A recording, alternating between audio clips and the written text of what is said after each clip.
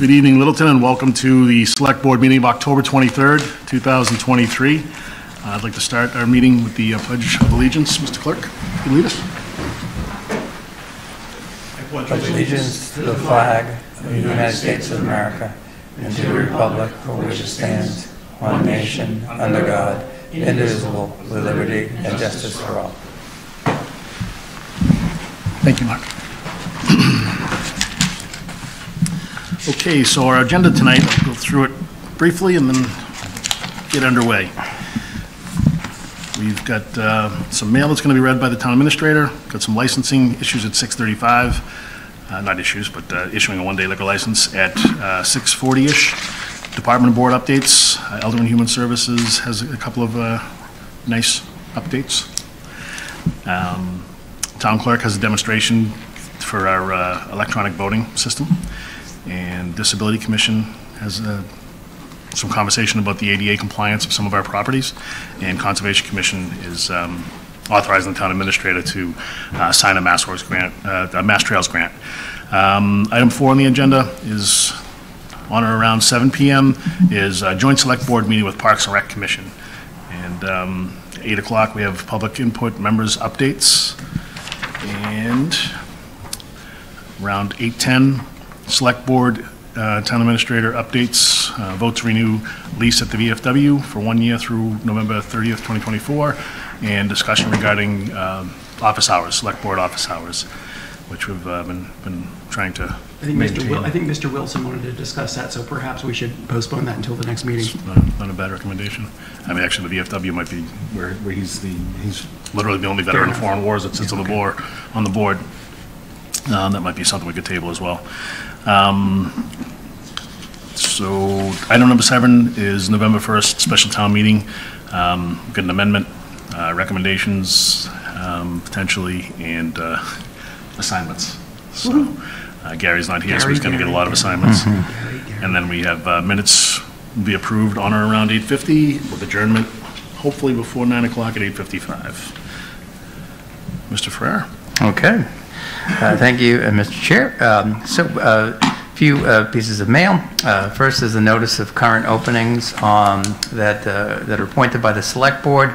We've got openings on the Clean Lakes Committee, Economic Development Committee, Littleton Community Television Advisory Committee, Permanent Municipal Building Committee, Transportation Advisory Council, and Zoning Board of Appeals. So if anybody is in the audience or watching on TV who would like to volunteer for any of those openings, please reach out either to the town clerk's office or the town administrator's office.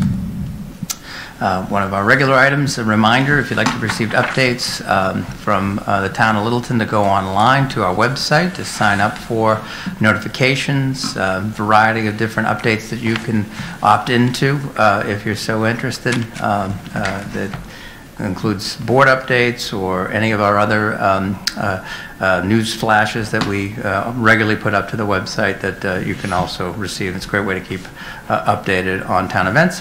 And the last 2 items are 2 updates on Comcast, and the last piece is on Verizon, a couple of changes in our television lineup, and that is it. Thank you very much. Let's see, next up we have licensing. So Loyal Foe Brewing, request for a one-day liquor license on November 4th, 2023 at Farm 359 at 359 Great Road. Is anybody here to represent Loyal Foe? Come to the microphone, introduce yourself please. And awesome. Hi, I'm Corey Adopoulos from Loyal Foe Brewing. I live right down the road in Westford, so pretty local. Our brewery's in Harvard, and we've kind of developed a relationship with Farm 359, and they've asked if we'd be interested in serving at an event on November 4th. Okay, great.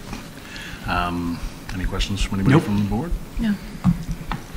I don't know. I'm not in town on November 4th, so I don't know if I can prove this one. Can we get some to-go containers for Mark? You can come on down to Harvard and meet us over at the garage there, and you can take I'm on your as many mailing as you list. want. Move that the select board vote pursuant to Mass General Law, Chapter 138, Section 14, to issue a special license, also known as a one-day liquor license, to Corey Adopoulos of Loyal Foe Brewing Company for wine and malt beverages to be served on Saturday, November 4th, 2023, between the hours of 12 p.m. and 5 p.m. Second? Moved by Mark, seconded by Matthew. All those in favor signify by saying aye. Aye. Aye. It's unanimous. Thank you very much. All right, thank you. You're all set. We'll sign this. You If you want to hang around. If you want to hang around, we can give you your copy. Next up on our agenda while we're signing those is Department of Elder and Human Services. See Liz here. Welcome you to the microphone. Chuck, real quick, we can hear everyone really clear except you. You seem to be too far from the mic. Thank you. Thank you. It's in Gary Wilson position. I have to like get a phone book under me.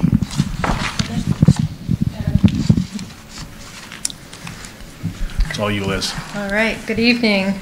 Liz Trudiak, Director of Elder and Human Services, here tonight with two very generous donations. The first one is from the Rotary Club of Littleton. They gave us $5,000 for the TREAD Fund, which is tax relief for the elderly and disabled. So we are very, very thankful for this donation and appreciate the Rotary. I don't think there's any Thank you, questions Rotary. or complaints, right? So, I mean, like I said, we like seeing Liz coming forward for these. Move that the select board vote pursuant to Mass General Law, Chapter 44, Section 53A, and per its policy on solicitation and acceptance of monetary and non-monetary gifts for public purpose, to accept the donation to the Department of Elder and Human Services, EHS, in the amount of $5,000 from the Rotary Club to the TREAD Fund. Second? Moved by Mark, seconded by Matthew. All those in favor signify by saying aye. Aye. It's unanimous. Great. Again, I think we have to figure out a policy where Liz doesn't have to come every single time and We're do working this on for it. us. Yeah. Good. Thank you, Mark. That would be great. Okay, next, second donation is from Ed's Weenies. The owner, Mike Mazzoni, came over and gave us a check for $1,000 for our outreach gift fund to support seniors in the community and families. So I'm here to respectfully request that we are able to accept this donation as well. Great. No questions? Take the motion. Move the select board vote pursuant to Mass General Law, Chapter 44, Section 53A, and per its policy on solicitation and acceptance of monetary and non-monetary gifts for public purpose, to accept the donation to the Department of Elder and Human Services, EHS, in the amount of $1,000 from Ed Weenies to the Outreach Gift Fund. Second? Moved by Mark, seconded by Matthew. All those in favor signify by saying aye. Aye. It's unanimous again. Thank you. Very Thank much. you. And thanks again to Rotary and Ed's Weenies and to everybody who donates to the TREAD Fund, and anybody can donate to the TREAD Fund. All right, getting all kinds of business done here. Next up, we have the town clerk. So excited. I think we have the representative from, Yes. Good evening, Diane Corey, Town Clerk. We have this evening with us Sean McPeak from Meridia, who will be demonstrating the clickers that we will be voting on November 1st. I've given each of you a clicker that was actually donated for the evening by Andrew Simarco from Harvard. So they are already using the clickers. They purchased them from Meridia as well. It was asked about 2 weeks ago as to the extensive research that was done, and at that time I hadn't put the whole thing together, so I do have this book, which is all the information that I received from all the local town clerks that use it, some of the other options that other people have used, but it's most important, I think, that we come together and accept Meridia, and hopefully we'll have a full vote from you on that evening to accept Meridia as well, because it's the one that most of the local ones have. If we run short, hopefully we won't, but if we run short, we can go to our neighbors and borrow. So with that, I would like to turn it over to Sean McPeak, if he is. he is. Yep, that was good. Yes, I'm here. Thank you, Diane. Welcome, Mr. McPeak. Thank you for having me today. Just to follow up what Diane mentioned, we have been working with Massachusetts towns for the last 10 years. 57. Mr. McPeak, can you just hold on 1 second and we're gonna work on the audio a little bit here. I'm not sure if Mark is able to help us out here, or Ryan, with the audio. We can do.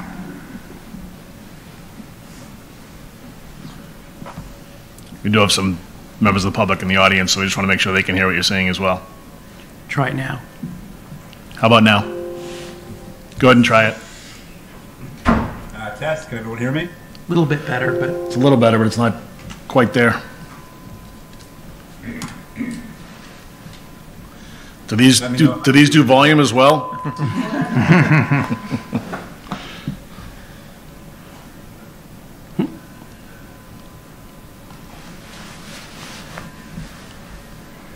Hello? Yeah, Sean, go ahead. Give us a little countdown or something. 5, 4, 3, 2, Better. 1. Great. Thank you. Sorry about that. You're very welcome.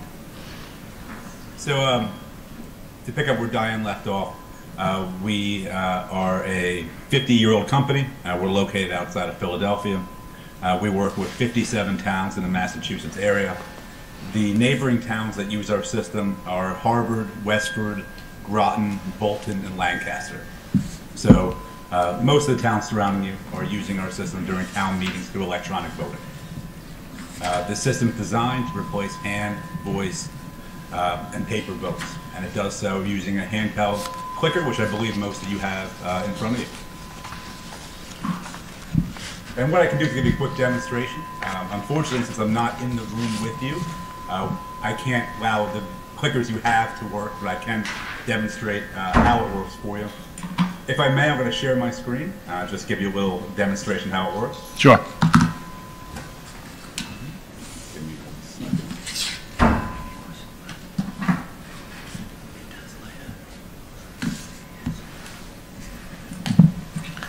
Diane, you okay if I pass this around the audience? First, I'm going to start with a demonstration from, this is the Ipswich, when they used it.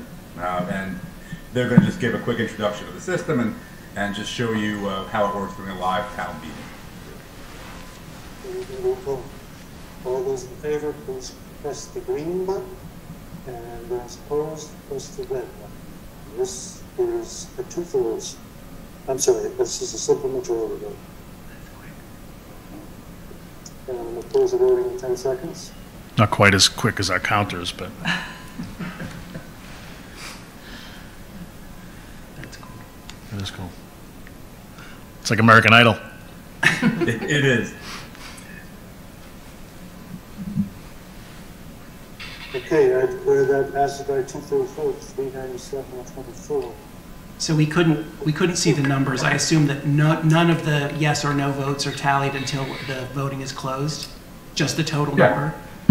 Yeah, just to give you, I can just rewind a little bit because it looks like it was cut off a little bit. But to give you an idea, what happens is as the votes are ticking up in real time.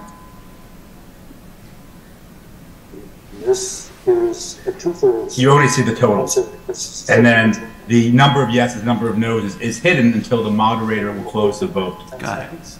So the way the system is designed to work is that it's all at the moderator's discretion. The moderator opens the vote with his voice, at which point the person who's operating the system starts the vote, and then the moderator will close the vote verbally, at what point I'll close the vote. The only thing visual to the audience or the moderator is going to be the total votes. So that'll tick up as people vote. The system is designed to collect up to 2,000 votes in 2 seconds, but what you'll find is that people are much slower in actual pressing the button. So we recommend giving everyone 15-20 seconds to vote before the vote is closed.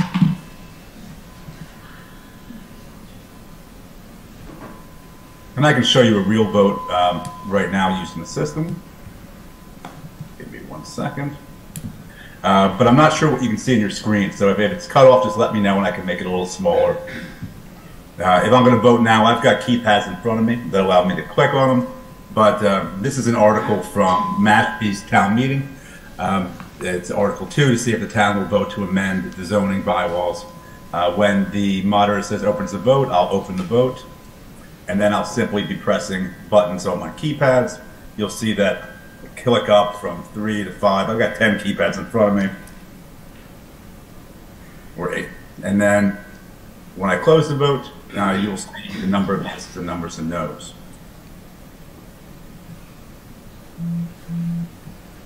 On the top is a bar that lets you know that it's a 2/3 majority vote, and if that bar is green, the motion passes. If that bar turns red, the motion doesn't pass. Some towns choose to show the article plus the text. Other towns just show the article number, such as Article 2, where this town said Article 2, and then they have a short summary of what the article is. Okay.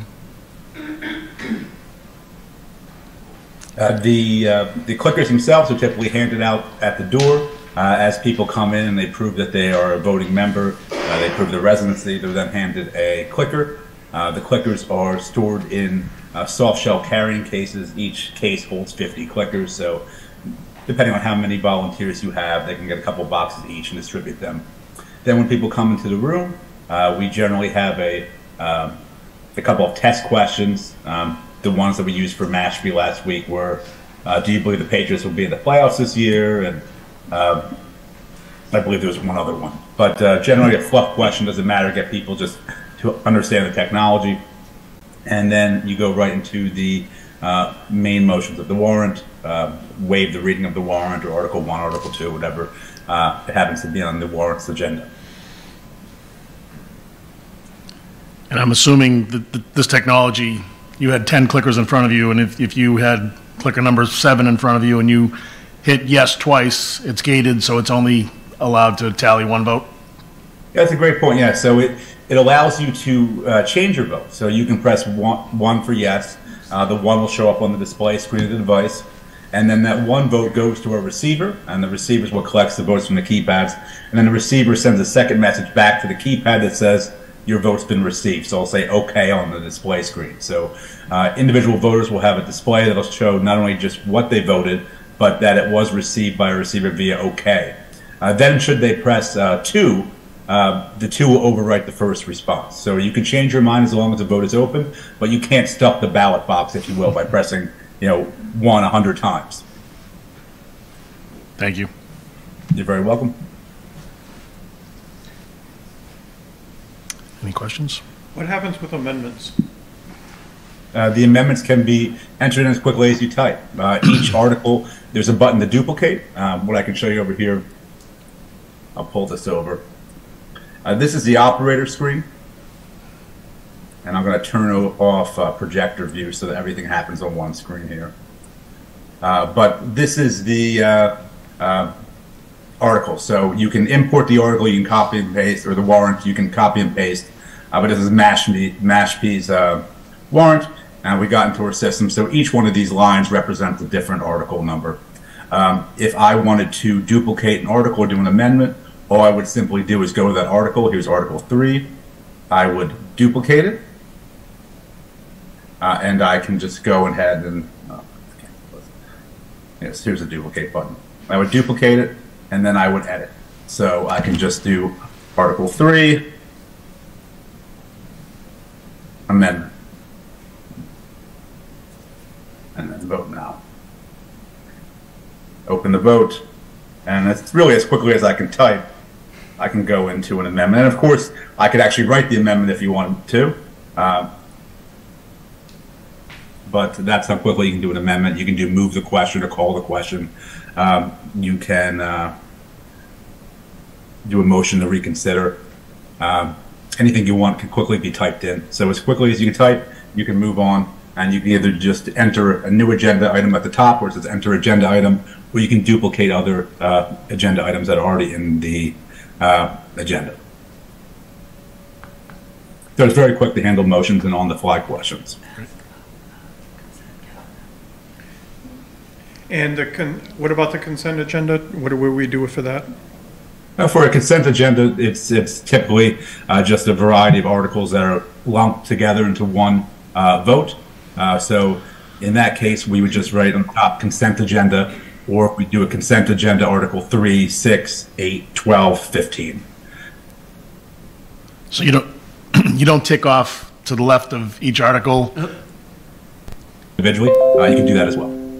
Sorry, we lost you there for a minute. You said consent agenda, Article 3, 6, 8, 10, and then we lost your audio. Okay, so that just is the text that you can type into the items. So consent agenda. During a consent agenda, often you give the participants the opportunity to pull items out and vote on them individually. Right. How I've seen that done by moderators is they simply do that via voice. They read out loud, we're going to do a consent agenda. We're going to vote on Article 1, 2, 3, 4, 5, 6, and 12. I'm going to say each one of those individually. If anyone wants to pull them out and vote on them individually, we can. Article 1, are there any holds? Article 2, are there any holds? If anyone says anything, we simply remove the one that they wanted to be separated from the consent agenda out, and we vote on that individually. Thank you. And if we need to borrow clickers from other towns, then that's, someone has to program them so that they work in our system and temporarily override it so that they're in ours, or how does that work? Yes, the big stumbling block is that you want to make sure that the clickers are numbered differently than yours. For example, let's say that the town of Harvard has clickers 1 to 800, and then you buy clickers 1 to 800. Well, the system doesn't allow to have two keypads with the same, what I call clicker ID or number, vote in the same session. So if the plan is for you to borrow clickers from neighboring towns, we would just number your system higher. For example, start at 1,000 and go on up. We couldn't That would just allow you to borrow clickers that are numbered lower. We couldn't just do a prefix or a suffix? As far as on the... So if Harvard's 1 through 800, we couldn't do L 1 through 800? Put an L in front of it? Yeah, you cannot do that because the number is just it's almost like a gate, you know, where the system only allows 1 800 response or 1 755 response. So they have to be numbered above or below this set that you're borrowing. So you can't put a prefix or a suffix? You cannot. We put a no. 10,000 prefix on front of it. Right.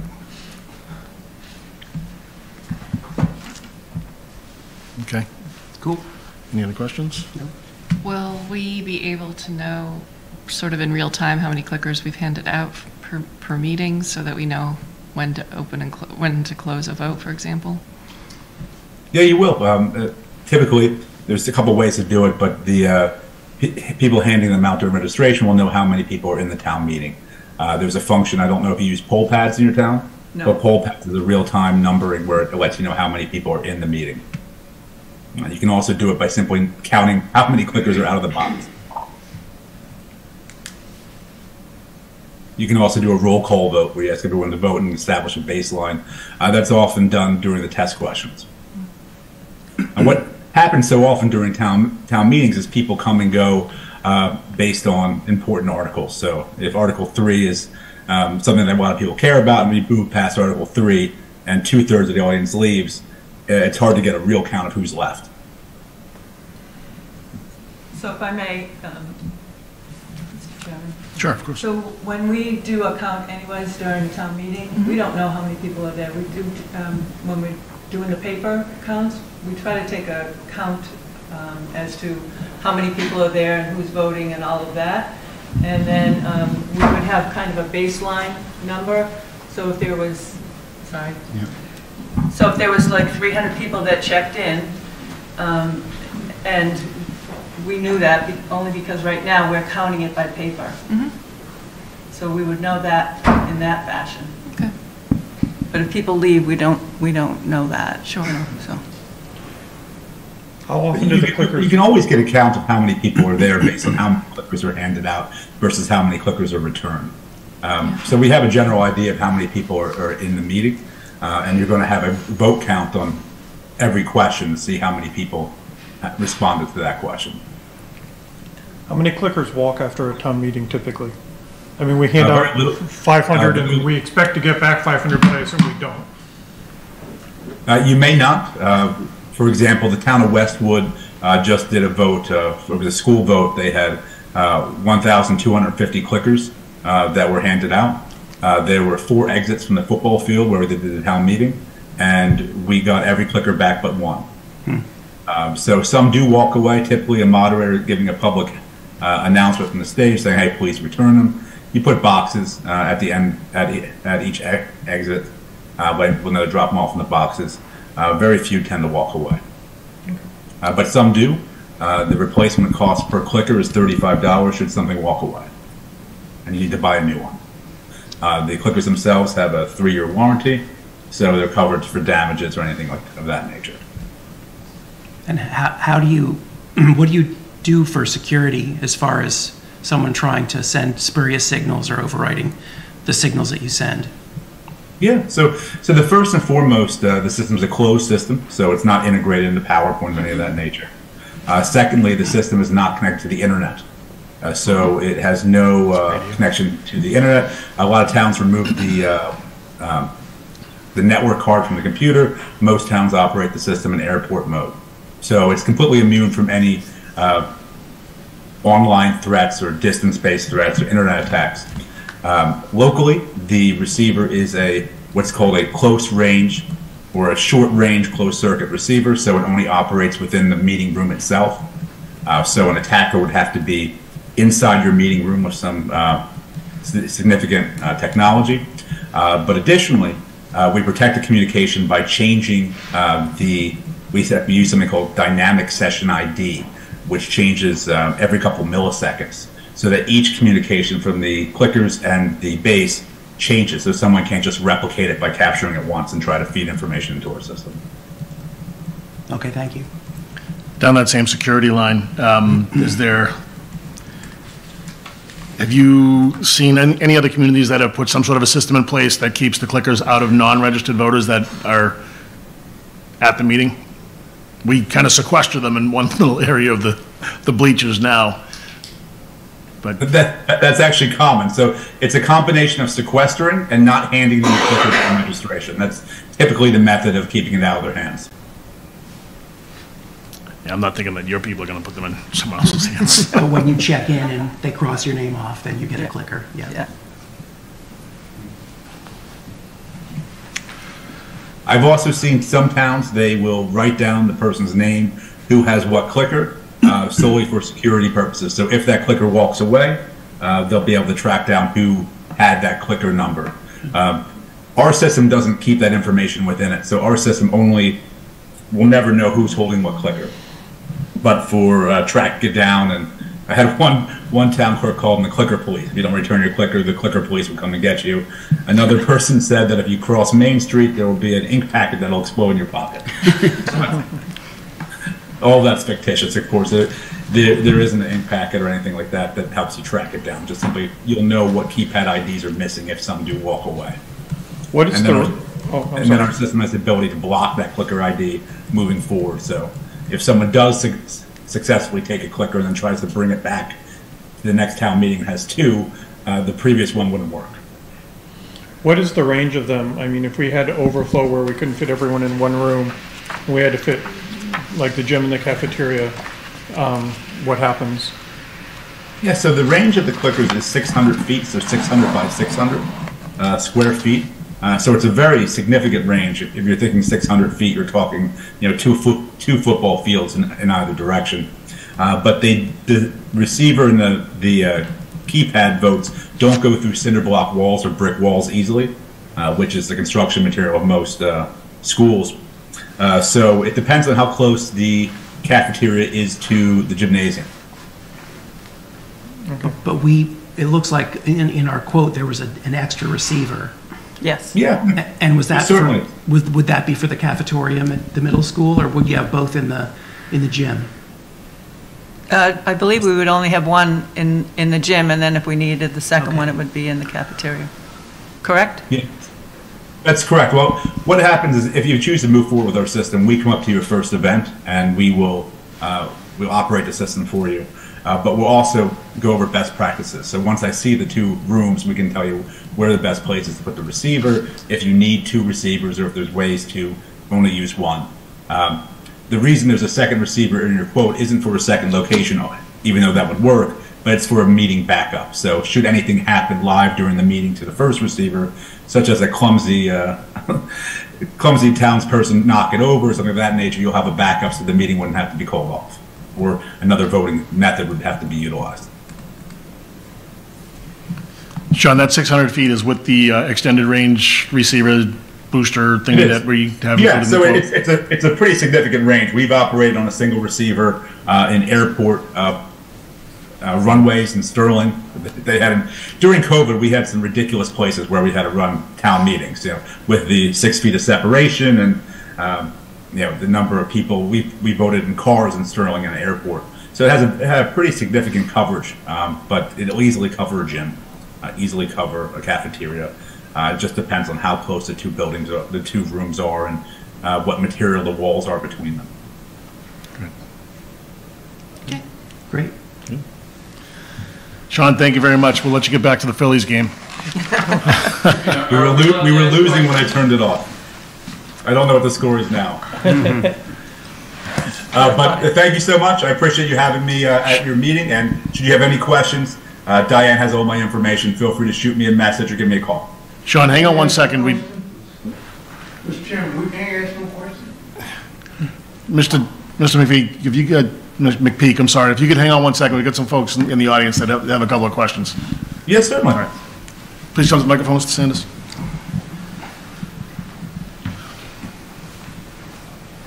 George Sanders, 672 Great Road. I would like to know the reliability of this clicker.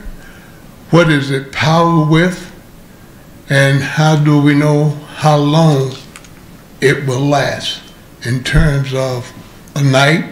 Is there on chargers or what have we there?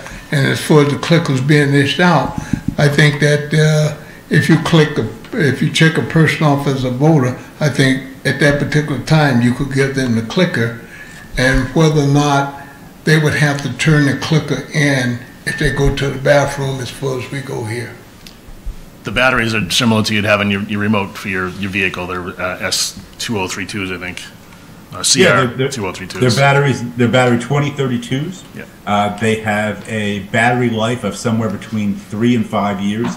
The town of Rutledge has been using the longest, and they've reported that they've been lasting 5 years. But the great thing about the battery life is that each keypad has a battery life indicator. They're similar to like a cell phone icon that's on the device's screen, so you know if the battery's full or 2/3 or 1/3 left. The great way to know that the keypad doesn't have any battery life left is if the screen doesn't show up. So nothing will show up on the screen if the battery is dead. But you'll know way before that should the batteries be going down, because there's an indicator on the screen that lets you know. Thank you. And as far as the reliability, and there was a lot of research done by the clerk and the moderator, and to bring this forward to us. So, trust your professionalism. So, if I may, Of course. Mr. Chairman. So I did talk to a lot of town clerks who use it, and they find it amazing. Andrew Samaco, who is here from Harvard, they have it. They will be using it soon. This year, you're going to use it? In the spring. In the spring. So they have them. They haven't used them, but everybody else that has used it, they said it's just amazing. It's the difference between having a vote that people say that they're nervous about making. Now they can press a button, nobody sees what they're pressing, and they're very satisfied with the fact that they don't feel pressured by their neighbors. Another great way to answer that question is the system's currently used in the U.S. House of Representatives in their committee meetings. And in order for us to get the system in there, they did a variety of tests on the system to confirm accuracy and security. It's also used by the Department of Naval Warfare to elect officers, and it's also used in New Hampshire House of Representatives on the floor. So in order to get into all those three bodies, the system went through a variety of tests for security and accuracy, and was chosen for all three of those. I'm not sure I'd use all of those examples as good references, but I was thinking the same thing. Go ahead. State your name and address. My turn? Yes. Hi, Michael DiLanzo, 12 Shaker Lane. I have only one question for the Meridian guys is, do you guys have a software-only version?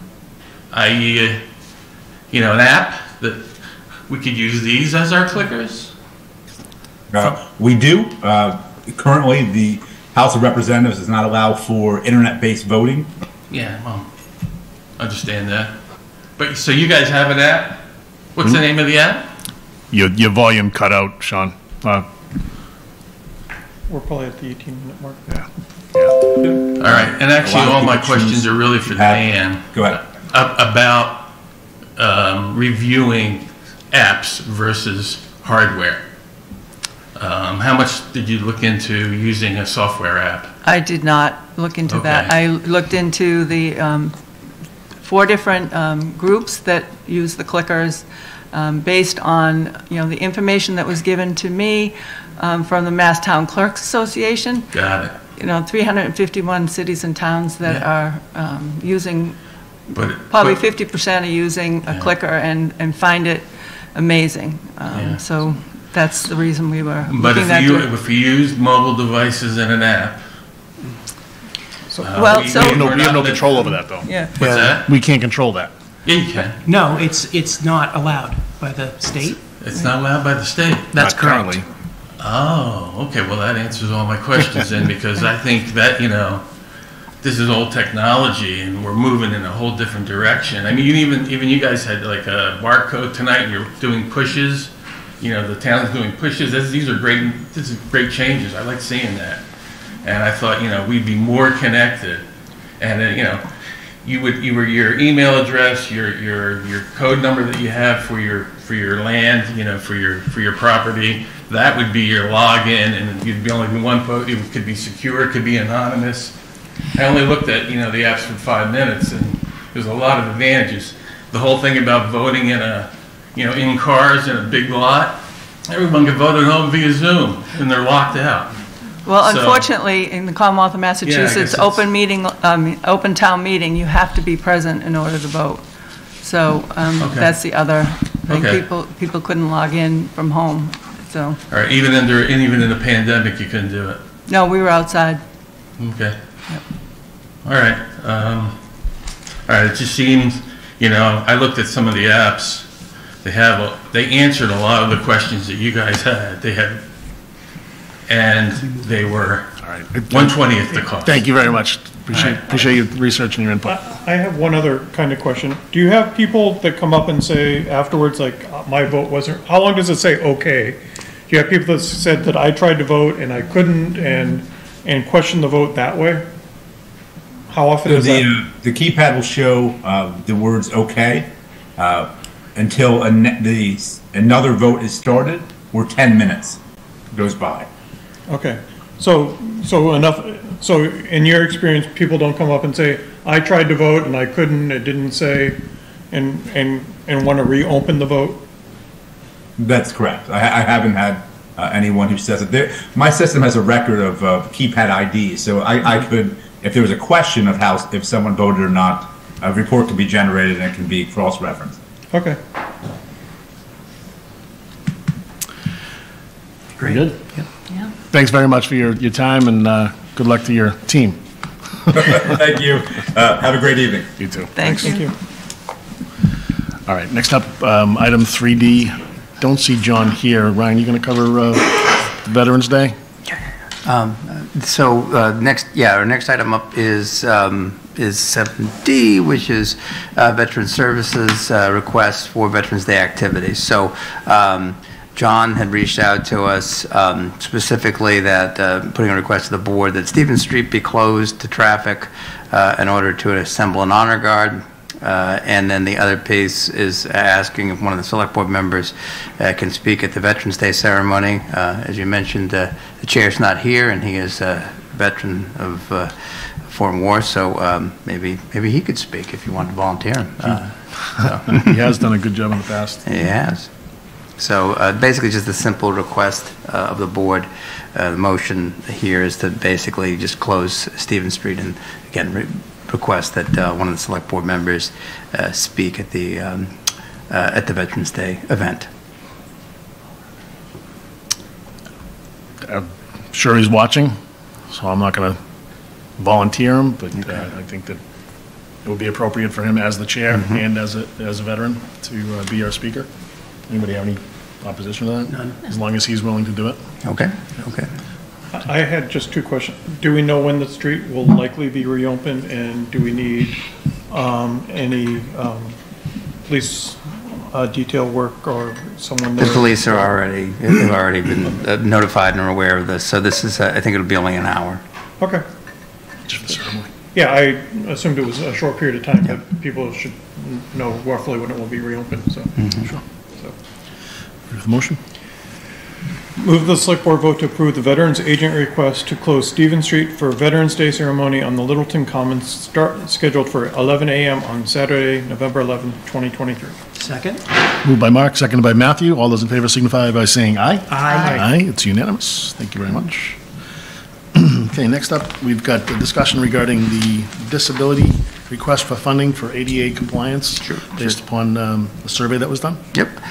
So I think we have a couple members of the Disability Commission who are here today who are welcome to, to comment. As I understand it, this was an item that was requested by the chair, Mr. Wilson, to be added to the agenda for this evening.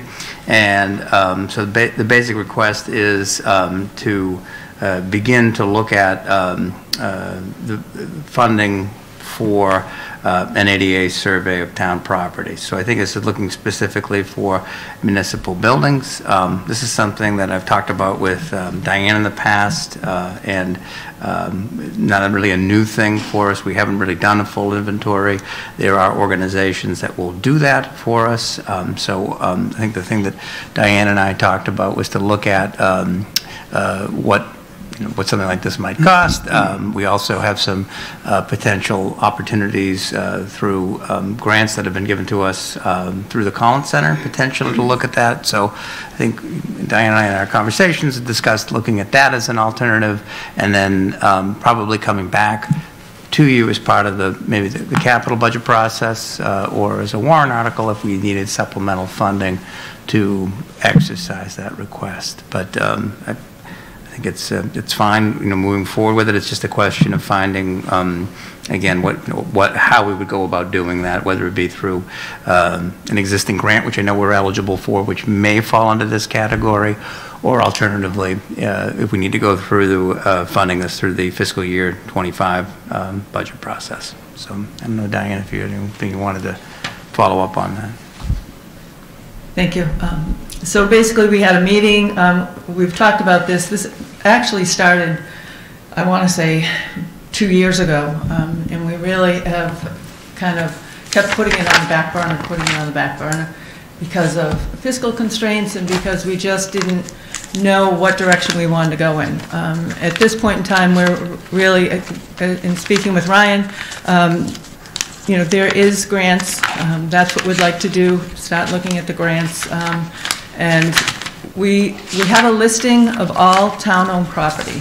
That includes land and buildings as well. But the question, has been coming forward as to where do we start? Do we start looking at the land? Do we start looking at, the buildings? Do we include all the school buildings? Do we include all of LELWD? Or even though they're town-owned, they're kind of separate.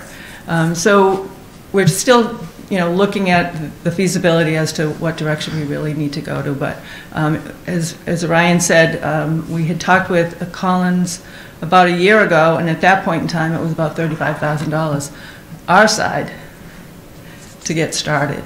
And so I know that Parks and Rec had, through the open space, they were looking at grants as well. So that's the other issue, is we don't want to be overlapping what's going on. So we want to know that the disability part of it is what's being handled through our group, as well as working with the TA's office. Thank you. I think there's another example of with the facilities manager. This is something that we could make sure that we weren't having any I'm glad you brought that up, crossover. Chuck, too. So the facilities manager position has been reposted, and we've received I think the end date was last Friday.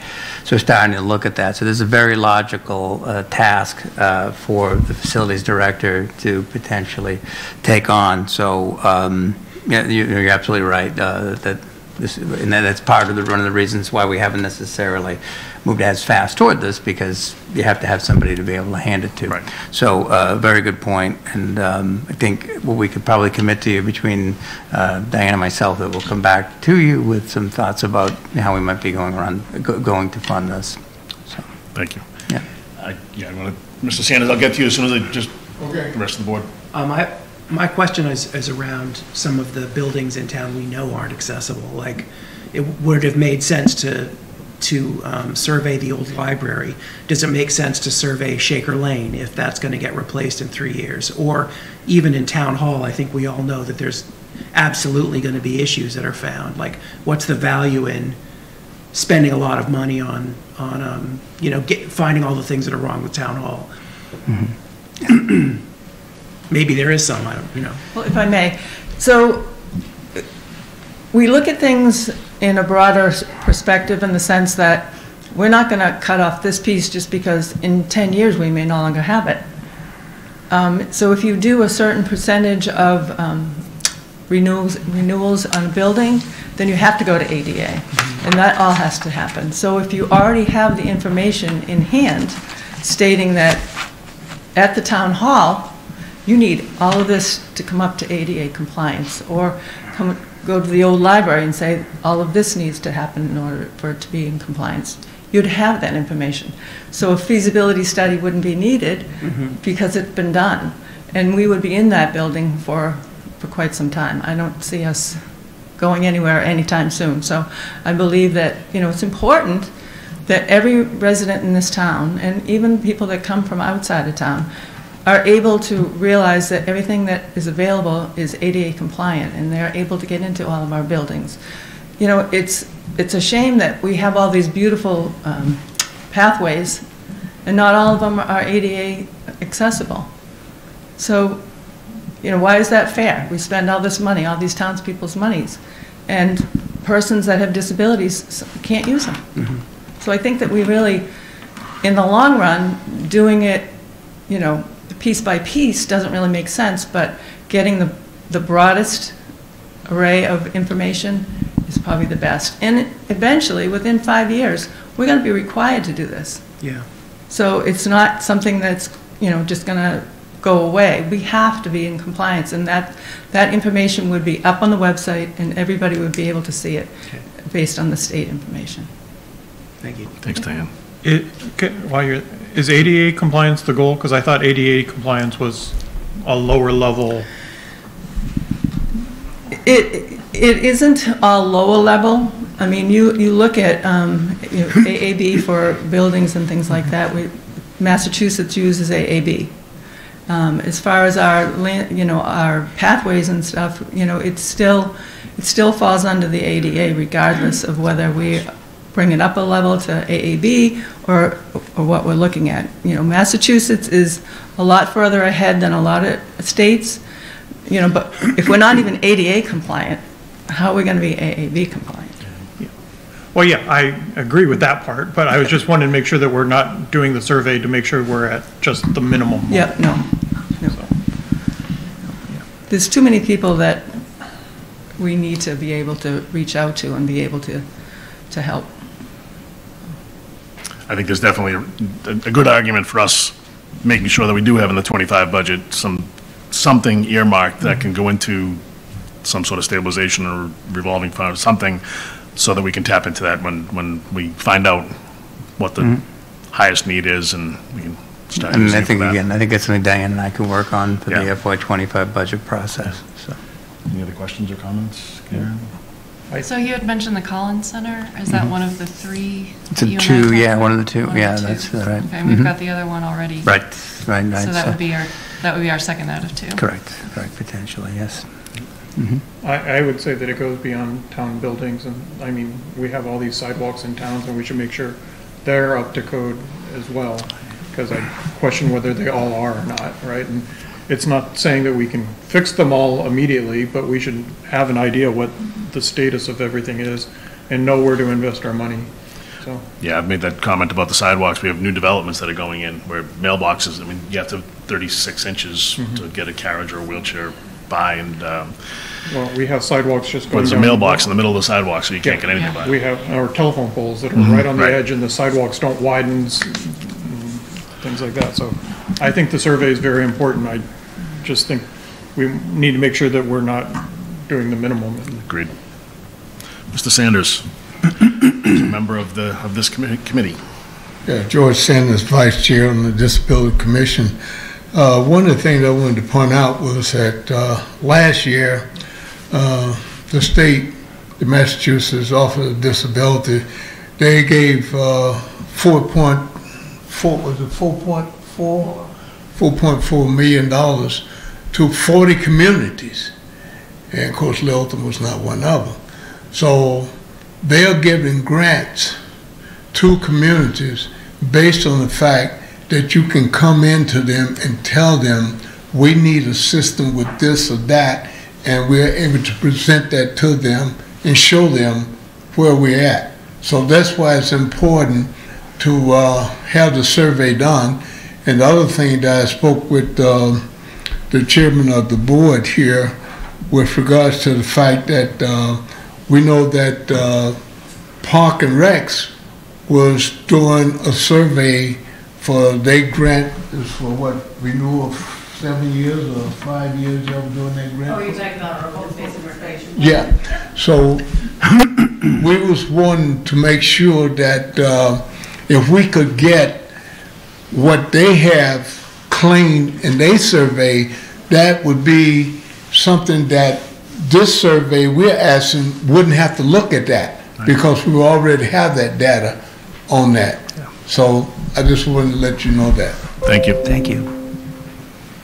All right. Anyone else? No? No motion necessary for this? Nope. You guys are going to continue to work on it? That's correct. Yeah, I think it's Okay. consensus of the board that we all agree that there should be some funding. Yep. Mhm. All right, next up we have Conservation Commission, basically authorizing you to be able to sign the grant. Right. So Amy Grant is not with us here tonight, but if I could, Mr. Chair, just Amy Grant. Amy Grant, did I say Amy Grant? Yeah, okay, well, if she was, it'd be nice. Very talented. I've done that before with Amy. I didn't even know she was scheduled to be here. That is. That's, well, that's dare to dream. So, all right, well, so just to give you a quick update on what this is. So the request has been put to the board asking that I sign off on a Mass Trails grant. So I'll just read to you the memo that I forwarded to you earlier today that kind of was late for the packet. But Conservation Commission was awarded a Mass Trails grant in the amount of $30,285 to design/engineer and to construct an ADA trail from the Cloverdale parking lot to the boardwalk, along with some minor modifications to the boardwalk. The entire project cost is estimated at $44,915, with the majority of the difference above the grant consisting of highway labor, conservation staff time, and trail crew volunteers. It is expected that the design/engineering and permitting will occur over this upcoming winter, whether depending the boardwalk work would occur after that. The actual ADA trail construction is tentatively scheduled by fall of 2024, so basically 1 year from now, although the grant is good for 24 months after the grant signatures are completed. So the request to you is to authorize me to sign off on the state portion of that, and then the other in-kind services will be provided by conservation staff and DPW. Questions, comments, considerations? Move the select board vote to authorize interim town administrator Ryan Farrar to execute the Mass Trails ADA grant for Cloverdale on behalf of the select board. Second? Moved by Mark, seconded by Matthew. All those in favor signify by saying aye, please. Aye. Aye, it's unanimous. Thank you very much. Just want to, on behalf of all of us, I think, thank everybody that writes grants. Know that, in this case, Amy Grant, did some work. I'm never going to live this down. All right, okay. But I know that the fire department had gone for safer grants, which unfortunately we weren't one of the communities that benefited from the safer grants this year. But we, Karen, I think you brought this up during goals, that a grant writer, that we can make that argument for, what the return on investment is for us to get a grant writer. Appreciate all that everybody does to get monies that just show up at these meetings. We authorize you to sign them, but there's a lot of time and effort that goes in from the different department heads or anybody that's writing these grants. So thank you to all those that are doing that. I think next up we have our joint meeting with, yes, Park and Rec. That's correct. Trying to get the... Do you guys, Kate's on here. Saul should be online? All we see is Kate. Only Kate. Hi, Kate, thank you. So, yeah. We don't want you walking out. What if I give you $35? Yeah, give it to Andrew. Oh, no way. Son of Harvard. You're out of luck, Andrew. You posted? Yeah. So where we're going into the public hearing, we have the notice that's up right now. Would ask that the clerk please read into the record. Oh, I can't read that one, but okay. You got it. Yep.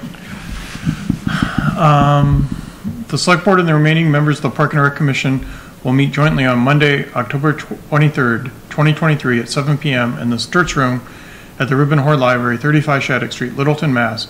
01460 to vote pursuant to Mass General Law, Chapter 41, Section 11, to fill a vacancy on the Park and Recreation Commission through the May 2024 annual election. Qualified registered voters of the town of Littleton are invited to apply for this appointment. Applicants will be appointed at the October 23rd, 2023 Select Board meeting. Easy for you to say. New member town board application forms can be completed online at the URL or at the offices of the Select Board, Town Administrator, Town of Littleton, 37 Shattuck Street, Littleton, Mass. 01460. Application should be submitted by no later than noon on Wednesday, October 18th, 2023, and the applicants should attend the meeting for an appointment. Littleton Select Board, Gary Wilson, Chair. Thank you, Mark. So you have 3. How many members? There's 5 members? We currently have 4. Right, but this is a 5-member board, so a quorum is 3. You've got 3, and you're posted, and you're going to bring your meeting to session. With Saul. Solomon's on. He just showed up. You got 3. Yeah. So we just have to open the meeting right open. All right, so so we're going to open the Parks and Rec Commission meeting joined with the Select Board for October 23rd, 2023. Kate's got an extra member. All right, thank you for that, Kevin. So this is for an appointment for Mr. Church. I think he was the only applicant, right? That's correct. So I assume that you guys recommend that Mr. Church be appointed? Yeah, I mean, if it's okay, we could have him just speak to why he would be seeking the position, because I did get a resume, but I just would like to hear, the board would like to hear a little bit, if that's okay to ask. Pete's not here, though. He's not on. here? No. He's not on. I thought he had to be here. He doesn't have to. Oh. You guys do. We can confirm. All right, well, if he's our only applicant, then I would move with the appointment of Mr. Church to the Parks and Rec Commission. Take a vote. I can, I can't see anyone, it's a little disconcerting. So we have a motion, and then typically I think what we do is we do Yeah, a roll. we'll call a motion from here for the appointment, and then we'll all 8 of us, 7 of us, will vote, as long as we get How about we tell Diane tell us what the process is? Because we seem to... Sure. So basically, when you're doing a joint venture like this, it really, normally they would present to you who they're looking to join their committee. Right. And then they would take their vote and then give it to you. And then you would talk amongst yourselves as well. You have 4 members that maybe you know somebody else that, maybe you have something else. Maybe you have a better idea or whatever. But that's between your board to be able to do. And then once you've made your decision, then it would be a joint venture. Okay. So we come to consensus, and then we do a joint motion. Thank you. All right, so we should call a vote then for the Park and Rec Commission, and then select board. Yes, and they would have to say aye. Okay. All right, so we would need a motion from either Saul or Kate.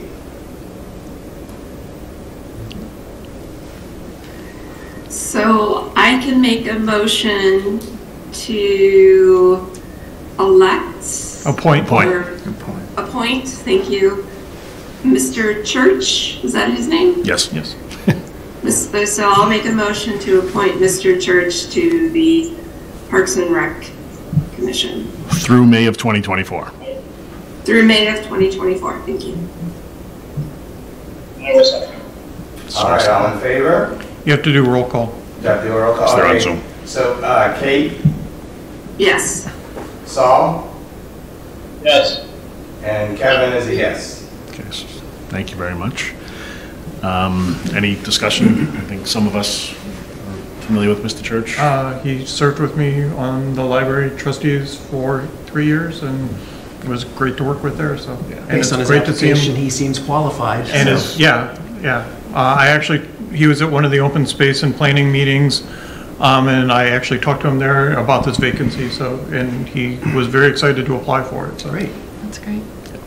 I just had a question. Did this go out on push notifications like we discussed? We did, Yeah, great. Thank you. So if we don't have any further discussion, it sounds like we have a consensus to appoint Mr.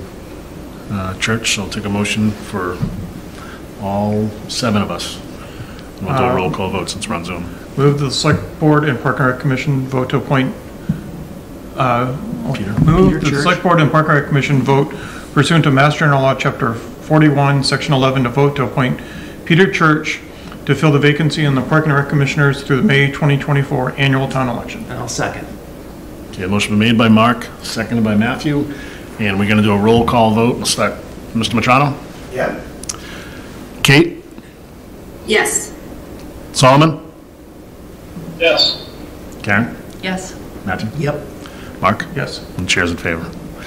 So you guys just need to get a hold of Mr. Church and let him know that he has to go to the town clerk and be sworn in and pint of blood, Yep. drug test. All right, great. Thank him for us for volunteering. So we also have a donation that you, again, we love these. Right. Hello, good evening. So the first thing that we have on here is a request for acceptance of a $2,000 donation from Main Street Bank. Definitely give a shout out to Jeff Tucker and Gretchen Herdrich. They had reached out and were interested in being able to assist with our youth scholarship program. So the Park Commission did vote to approve this at the last Park Commission meeting. So the last piece that we would need is approval from the Select Board. Thanks, Alicia. Any questions? No. No. Move the Select Board vote pursuant to Mass General Law, Chapter 44, Section 53A, and per its policy on solicitation and acceptance of monetary and non-monetary gifts for public purpose, to accept the donations to the Park, Rec, and Community Education in the amount of $2,000 from Main Street Bank to the Youth Scholarship Fund. Second. Motion made by Mark, seconded by Matthew. All those in favor signify by saying aye. Aye. Aye. It's unanimous, Alicia. Thank you very much. We'll sign that and Appreciate allow you that. to accept that money. Furthermore, you have an update on the open space plan? I do. So I have a update on the open space as well as the statistically valid recreation needs survey. So we have officially finished the public workshops for the open space. The last one took place on September 21st. The survey that we conducted in July was completed with over 400 surveys, which is really excellent. Currently, they're in the, that was weird. Currently, they're in the process of tabulating that data to be able to use those statistics and create them into a nice fancy report. We're finalizing all of the pages. We're really close to being completed with this document. However, just in case, I reached out to the Department of Conservation to talk about the deadline, which theoretically is November. So they have verified that if we don't have the report in by November, that there will not be any penalties or any issues with putting it in a little bit later if we would have to do so. The only issue is that if we are going for a specific grant at the time, we would need to have that on file with the Commonwealth. And talking with Amy Green, I think the next grant that she's putting in for is in January. So we might have a little bit of wiggle room. It just depends on if Dodson and Flinker is able to actually give that time, because we had an allotted schedule with them. So Amy and I are going to be meeting with the representative for Dodson and Flinker this Wednesday, just to wrap up all the final needs for the project. So yeah, we're pretty close to finishing up the open space plan. I see that, yeah. Kate's raised her hand. So Kate, we're acknowledging you, Kate, so if you've got a question. Or are you just waving? Your microphone's not working. This one's not working? No. Oh, hers. Oh, so the sound cut out while you were speaking, Alicia. So it was similar when George was talking, so it's weird. Okay. Where did I leave off, I guess? Well, you know the update, Kate. November is okay, and then, yeah, you cut out. So. Which part was it? You were November. saying that November is okay, that we won't be missing anything, not having the study completed in on that complete, deadline. Yeah. Yes. Yes. So Amy Green had stated that the next grant cycle that she's going to put in for would be in January. So we do have a little bit of wiggle room if we want to take a little extra time. It just depends on if Dodson and Flinker is able to do so, because we had an allotted time frame with them. But Amy and I are going to be meeting with our representative from Dodson and Flinker this Wednesday, just to sort out the last pieces that we need to finish for the project. Is the survey part of the plan? So there's two separate surveys, and that's where it gets a little confusing. Is the statistically valid survey part of the open rec plan? It will be. We're going to add it on as an addendum. But it's not necessary for this version okay. Correct. Okay. Yeah. Thank you. Yep. Okay. Okay. Any other questions, Alicia? I have two. So, sure. So if the grant's not, this would delay us if we wanted to apply for a grant for the Webster property then, potentially until January, right? Do you know when she was going to apply for a grant? She was talking about a land grant. I mean, the last time I talked to her, she had said January was the one she would apply for, so. And who does the final approval on this report? Is it us or your commission or your group, or who approves the report before it goes off to So the that's state? going to be part of the open space and recreation plan. So that committee itself will deem it to be done. It'll get turned into the state. The state will review it. And then in addition, the departments that have been involved with this process will also have their commissions or boards write a letter saying, we verify that, this is deemed appropriate and, we would like to move forward with this plan. So we could do the same with the select board as well. Good. Good. All right. That doesn't require any action either, right? The last one. Just keep going, Alicia. All right, I will keep going. So the statistically valid recreation needs study. So this was officially sent out to households via mail. And the households were chosen at random based off of the town of Littleton's demographics. So thank you to all of the residents that have completed that survey. We were excited to see all the feedback that we get, and we'll be able to figure out how our department can best serve the needs of the community and shape our future goals to be able to meet those needs. ETC, which is the company that we were working with, officially closed the survey on October 14th. They met their goal of over 300 targeted surveys, which is great. So now they have to take the time to be able to verify that there's only one entry per household, that everyone is a resident of Littleton. So once they have all of that done, they're expecting to be able to have a completed report by this Friday, the 27th. So the next part of that is that part of their contract is to do a presentation on the results, and that is something that they had suggested to do with the Select Board, Park Commission, and possibly the Finance Committee. So I would like to be able to set up a meeting in the next few months, because I know we have town meeting coming up as well, so that we can schedule that so that this individual would be able to come in and do a presentation on the results. Good deal. Thanks, Alicia. Any Yep. questions? Nope, no questions. Till we get the report. All right. The last item, I think we're good. Okay. The last item we had was relative to the MOU, which I know that Mr. Wilson and Mr. Marini had some conversations, and at this point, we're just going to kind of stay at the status quo until,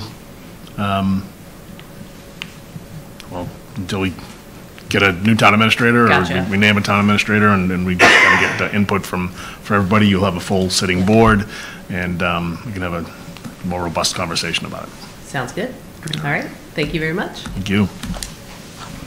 Do they need to close their meeting? Yeah. Close your meeting. We have to close our meeting, right? Kind of already did because Saul left. All right. So I'll close the meeting.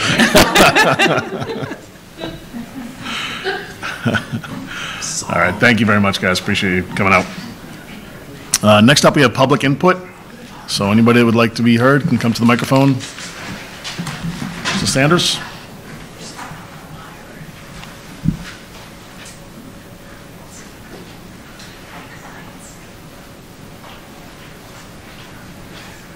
George Sanders, 672 Great Road. Mr. Chairman, I wanted to make a comment with regards to the town meeting here, special town meeting on article. Don't recall the article, but I want to know why was we voting to increase Park and Rec budget by $200,000, ability to have a budget set at 1.2 million.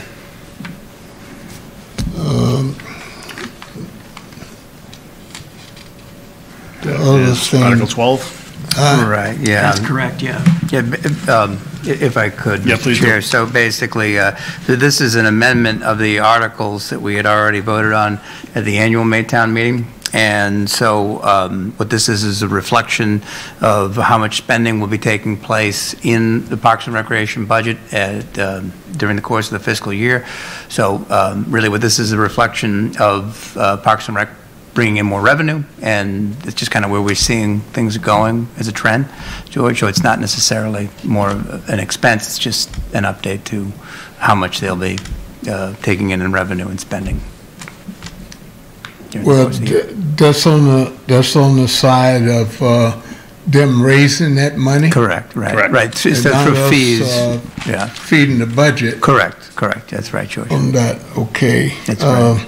The last thing I had was on the town meeting was that I wanted to make a comment with regards to Article 20, the Webster property. It seemed as though that the owner is adamant about the fact that the property got to be sold by March of 24. So I had sent some information into FinCom, and I thought that FinCom chair said that in order to do something with the article, it would be next May. So if he wanted it to be disposed of by March 24, then my idea wouldn't fit in, and which was that I thought the owner truly wanted the town to have this property, And if he really wanted to have this property, naturally the property that they evaluated at 630, primarily because of the wetland, and I don't know how much wetland is in there, but it came out at that figure about 17.2 thousand per acre of the 35.49. So I suggested that he break off the wetland and bring in the good land to the town, and then turn around and donate the wetland to the town, and the town could give them a value to the owner of his donation to the town, because wetland has a value to it. It's valuable. We know that at some point in time we're going to have to put in more wells, and wetland is a good place to put in a well. So that was my thought as one of the items there, so I thank you. Thank you, Mr. Sanders. Absolutely. Diane Crory, I'm here for the Friends of the Veterans. Just real quickly, the group gets together all the time and does a lot of fundraisers for all of the veterans, not just of Littleton, but also other cities and towns. And one of the things that we have been doing, we did last year, would like to do again this year, and I don't know if we need to come to you to get permission to be hanging those veterans badges again. The flags on the light poles?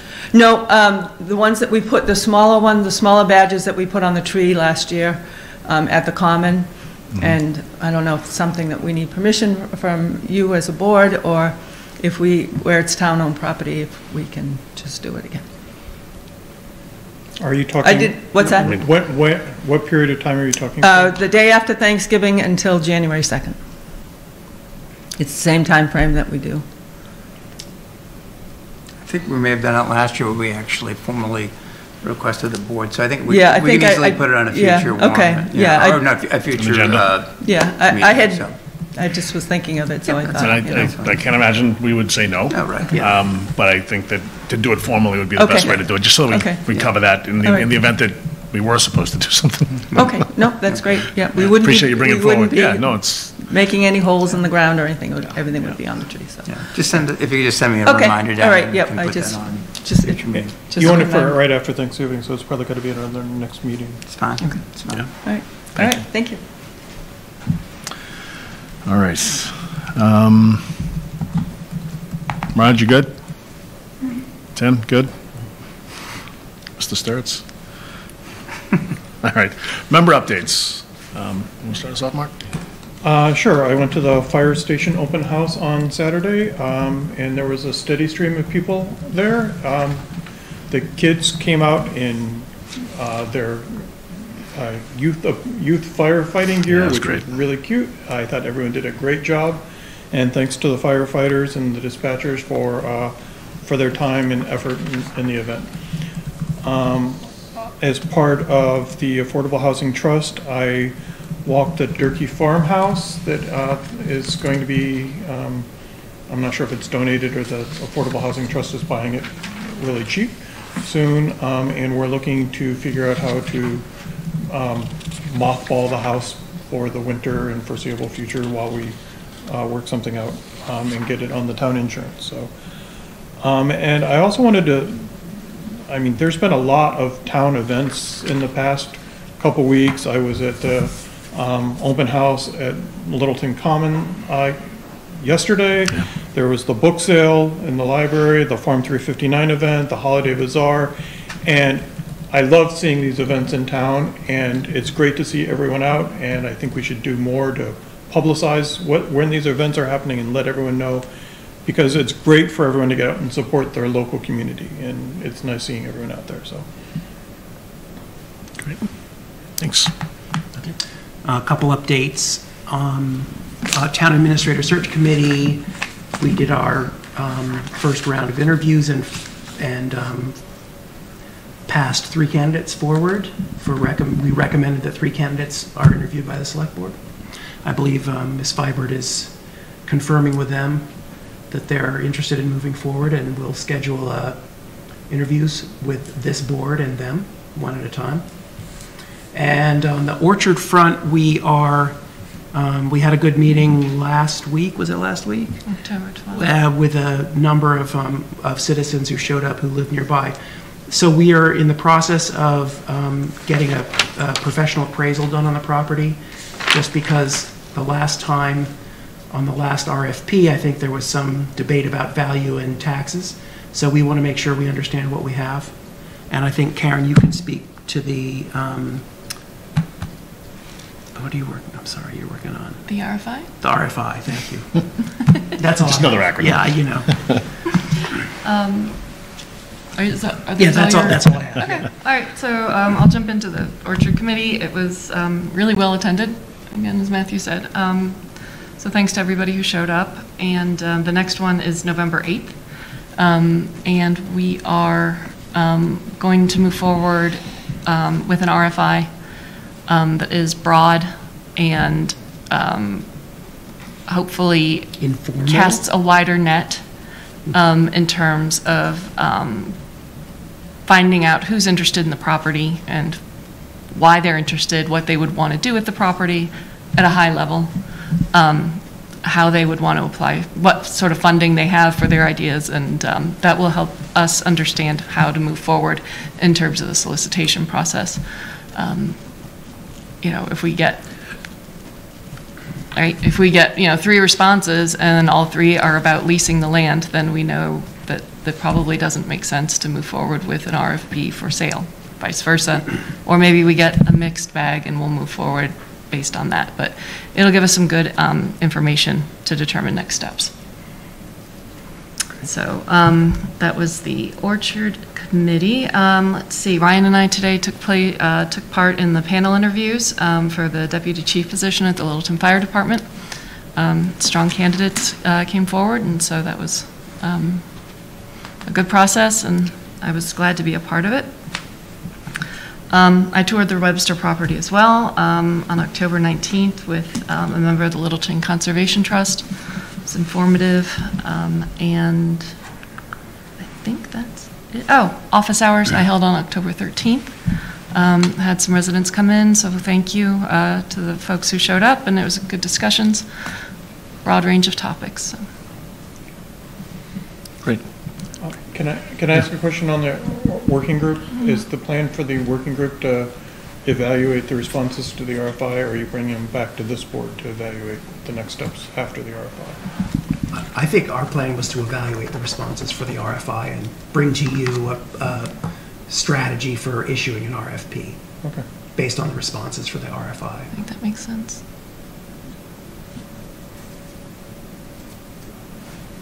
Yeah, well, I don't have strong feelings that this board doesn't need to be involved, but I just thought, you know, we have people who have been, you know, who I think are subject matter experts on running an orchard and are probably going to be better equipped to decide on whether an application or someone's suggestion is going to be feasible or not. I wonder if it's wise to do it in a joint meeting with the working committee, group. with the working group, as well as the select board. Yeah, we could do that.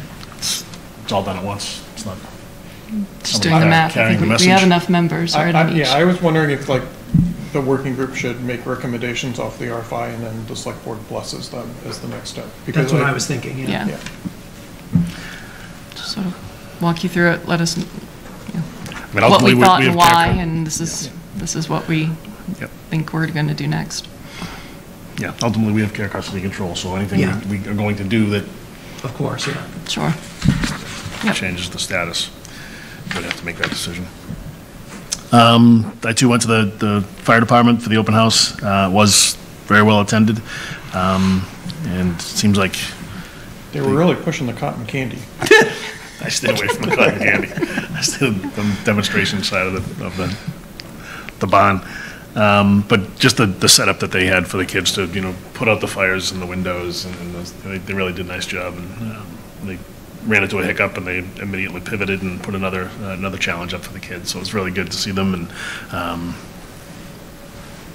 you know, just to see all the interaction with all the residents, not just, you know, certainly it was great and cute to see the little ones, and I know dispatch was out giving away a lot of little toys and ring pops and whatnot, but those are great events to see, the whole community coming together, and it's a wonderful asset that we own, and anybody that showed up could ask any questions, and everybody was more than willing to interact with the public. So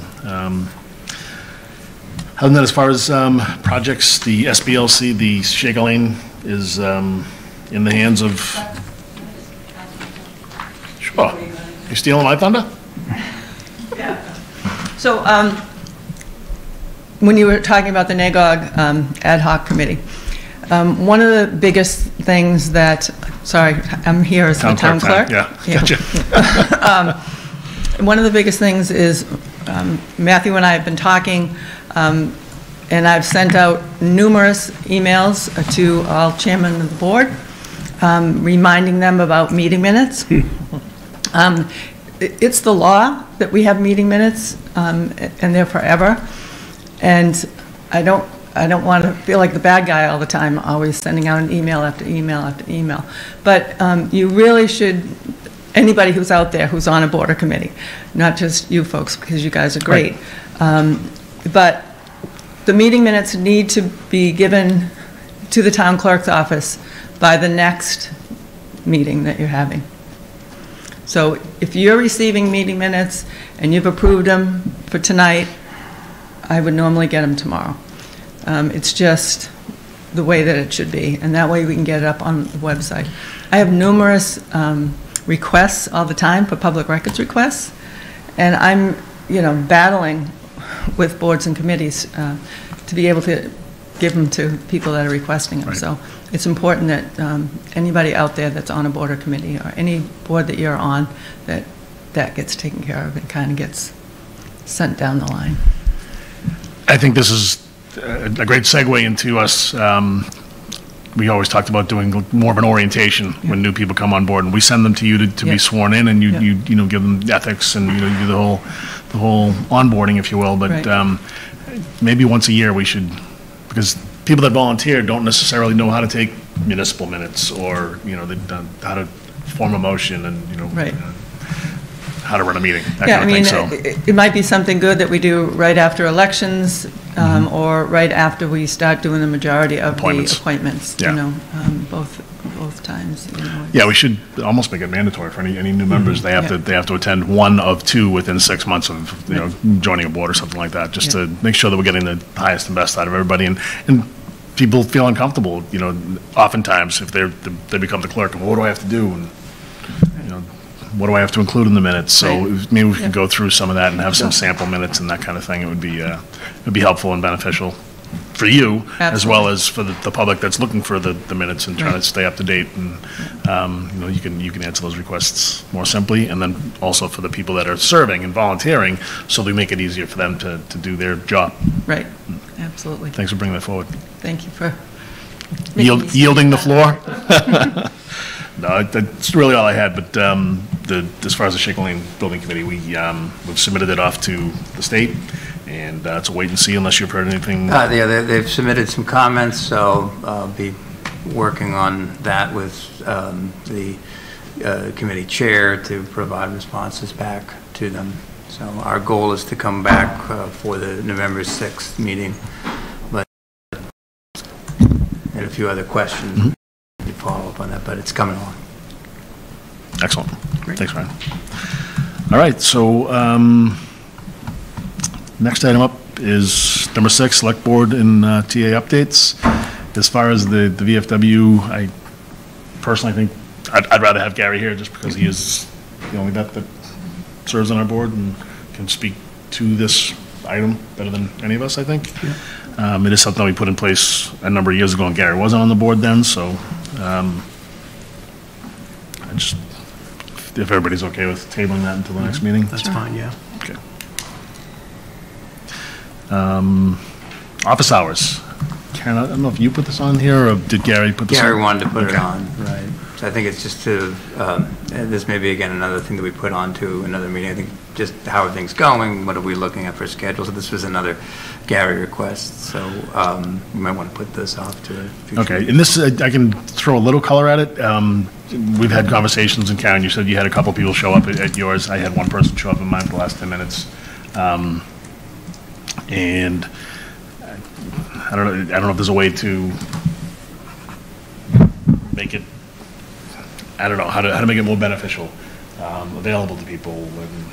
And, mine are always going to be on a Saturday just because I can't steal away. But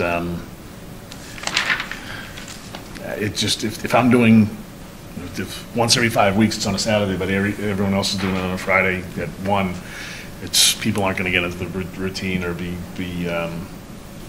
know that it's going to be office hours at the library every Friday at whatever time. So I think he just wanted to either standardize it or maybe do it every other week, or he was open to having a conversation about it, just to see how we can do that to make it as beneficial as possible. I mean, I know we all get a number of phone calls, and we are available to anybody at any time via email, telephone, what have you. And this is a good way to, somebody can stop by and pick our brains a little bit. Yeah. And, probably have a deeper conversation than they might on your cell phone or over email or whatnot. So I think Gary just wanted to dive into that a little bit, just based on the conversations we have had. Yeah. So for better or worse, I think my hours the last time, just a couple weeks ago or 10 days ago, were posted maybe a few hours in advance on the website, which was on me. But I threw them on Facebook, and that's where people got their information. Which is not to say that we shouldn't continue to work on outreach via our town website, right. But it's just a point of information that, it might not be where folks are getting their information in terms of where to go and when to see whom. So yeah, it might be a broader conversation than just office hours. It might be tied into communication. Yeah, I don't know how we. I don't know if we, if we did standardize it, or if we could come up with a schedule maybe a month in advance where we each take our time that works for us, and in the hopes that, right, there's lots of other people who can't make 1 o'clock on Friday. So I still think there's merit to that idea that, if you're there on a Saturday, there's guaranteed to be people who can't make Friday but can make Saturday. And so it's great to serve those people as well and give them an opportunity. But if we can do it a month in advance, maybe we do a once a month push notification putting that schedule out that says, here's when you can meet folks on the following dates and times. But I have the same experience. All the interaction about it tends to be on Facebook. I get people commenting or thanking me or saying, I'm going to come in and see you. And the one time I didn't post on Facebook was the one time I only got one person, and every other time it's been like 5 to 10 people come in. Yeah. So I think that is where, I don't think people go to the website. I think they're watching my select board, or not watching it, but they see a post from my select board page, and then they're riveting. Oh, cool. Yeah. Watching paint dry. Yeah. I don't get that many people, but I don't post anything on Facebook ever. Yeah. I'm not even on Facebook. So. Yeah. You do food? No, I don't offer food. 10 people? Nope. All right. So I think it's continuing ongoing discussion. Sure, yeah, that's fine. That being said, who's up next and when? I'm up. Awesome. And I traded with Mark, so Mark's okay. All right. So I'll send Lisa an email. I'm gonna have to figure that out. We're wedding this weekend. All right. Case in point. I could maybe take this weekend if you want to talk offline about that. Okay. Yeah. Thank you. All right. So that's office hours. And do you have any? Sure. So if we could move on, special town meeting. First, just some quick logistical pieces. So plan is that the select board and finance committee, and I believe the conscom as well, will be having a joint, scheduling that for a joint meeting on the 1st before before a special town meeting in the library at the middle school. So we'll be providing, I think we're going to try to provide food for the FinCom and the select board, and usually we do some sandwiches and things like that, so we'll be trying to do that.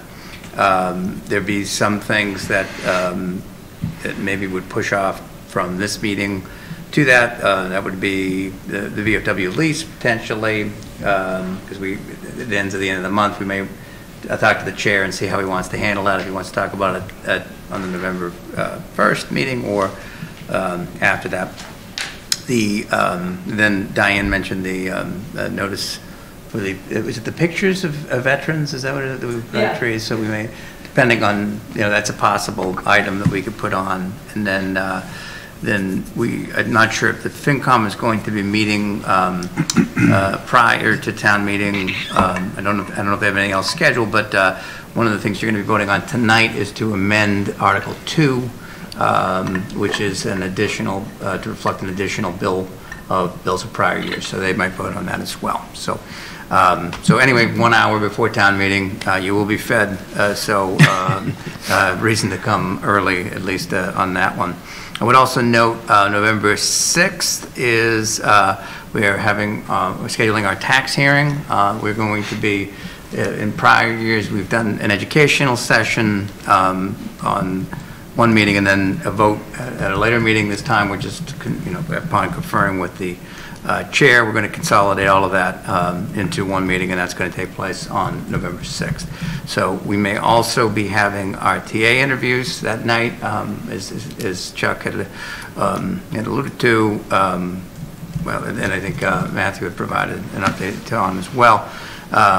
We're still trying to figure out the timing of when those interviews would take place, as well as potentially, when those interviews would take place. We're still trying to lock that down. So just those are logistics. Regarding the item before you right now, is that we received another bill of prior years this is a bill from the fire department. I believe this came in when the chief was out on vacation. So this is the June 2023 bill for ambulance billing services provided by or performed by Coastal Medical Billing. So this is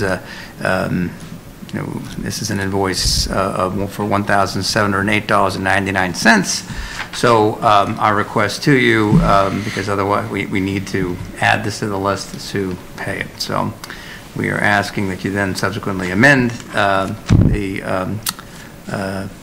amend Article 2 to reflect that additional bill. Any questions on that? No. Do we have to revote our approval of it then too?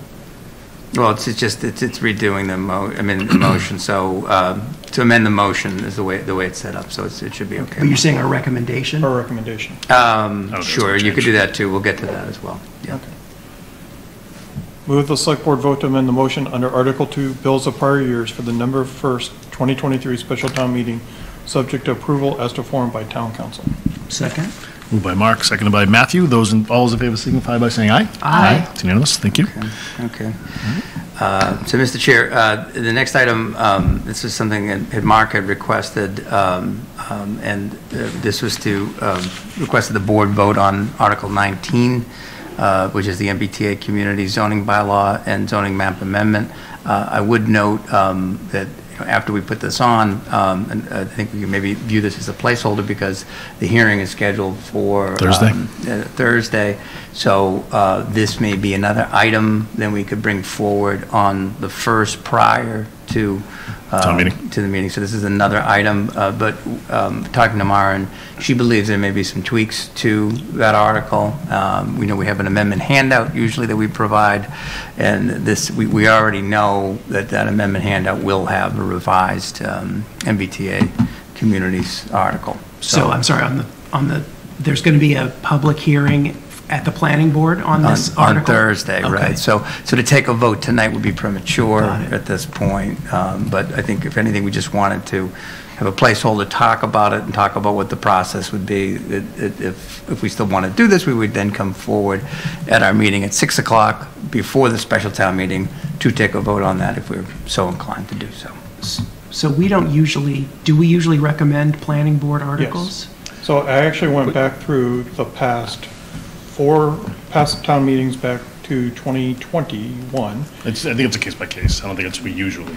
No, of the zoning articles of this ilk, there have been 6 of them since the 2021 annual town meeting, and we've taken a stance on 5 of them. And the only one that I can't find us definitively taking a stance on was 410 the mill Great Road at the mill building at the last. Not the rezoning, but February meeting. Not the rezoning, but the zoning of the mill building. To be included in the common district, Yes. right? That's the only one in the past since June of 21 that we haven't taken a stance on. And personally, I think we should take a stance on every item on all of the meetings, because that's kind of what people elected us for, is to tell them our opinions, right? So. Okay. I don't necessarily agree with that, because they elect the planning board to do the planning board stuff. They elect us to do the budget, the policy, and firing of 3 people. So, but that's if we want to attend Thursday and then have that meeting on November 1st, put it on our agenda. Right, yeah, so it'll be on the agenda. I mean, and again, the board wants to vote or not vote, it's up to you. So the planning board meeting this Thursday is the second hearing. They held one 2 weeks ago, I believe, on the same item. And again, we anticipate, based upon my conversations with the town planner, that there will be a revised motion put before town meeting. Yeah. Does that work? Good. All right. It's fine. Okay. Better to vote on what's going to be before the body, right? Right, it's better for us to vote on what is going to be presented. That's right, and that's why. But I think at the same time, Mark wanted the opportunity to talk about it, which I think outlined some of that tonight, which is a good precursor for whatever the board chooses to do on the night of November 1st. So, okay. Let's see. Last item here is to review select board speakers and review potential consent agenda articles. So if you just hold on for a minute, I have that spreadsheet up. Let's see here. Bring that down. Just to outline for you. I did have a conversation with the town moderator regarding potential articles we could be looking at for consent agenda. So we came up with that. That is here in column J. But if we could start with select board speakers, if you could. I know we don't have Gary here tonight, so I think it might be discourteous if we volunteer for him for all of the articles, but we can at least, I know, I think Chuck, he mentioned there was one thing that he wanted to speak to. I know we can. I think it was the clickers. He's been, that's been in right. meetings with Diane with the research on that. So he's right. So I think you put me down for a few that when we did the town meeting. Meeting with department heads and. Yep. So let me just go back here and find the. 3 is the clickers. Yes, that's thank you. I think you want to go up one. You're right. Sorry, my apologies. Yeah. Okay. So I'll take. You can leave them on there. It's probably going to be consent agenda. Yeah, anyway, that's fine. Thank you. Thank you. Appreciate that, Mark. Okay. So acceptance of reports. It's really. I don't even think you really need a speaker for that. That's just. It's really nothing of note there. Bills of prior years. This was the article we just voted. So does anyone want to speak to that? Oh, I mean, I'll take it. I'm just going to hand it off to Steve Venuti. So. All right. Okay. And you note to this presenter if necessary. So some of that we sort of I put my name down for a few of the things here, and there's Don Clarkson for a few. So electronic voting. So okay. Let's see. Rescinding borrowing authorization, which is Article 5. Sure. Anyone? Don't everybody jump out at once, please. Come on. Okay, all right. So, okay. I'll take the ambulance. Okay. Okay. Chuck should take the Shaker Lane. Yep. Thanks a lot, Matthew. You're welcome. Let's give Gary the cap stabilization fund. We can do that. He's playing God over here. It's just fun. Okay. CPA. I'll do that. You'll do that? Sure. Okay. You want both of the CPA ones? Sure. Okay. Okay. Senior Center Stabilization Fund. Yeah, I'll take that. Okay. Parks and Rec, that's the increasing from 1.1 to 1.3 million. Sure, I'll take that one. Yeah, okay.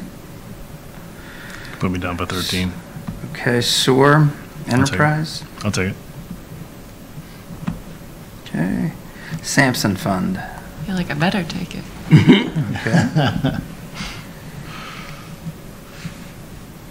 Okay. Okay. Right-of-way takings on Foster Street, Article 15. DPW. I can take that. Yeah. Okay. I live in the neighborhood. Sure, why not? Okay. And then there's general bylaw amendments. This was trying to take out some of the excess. I'll take that.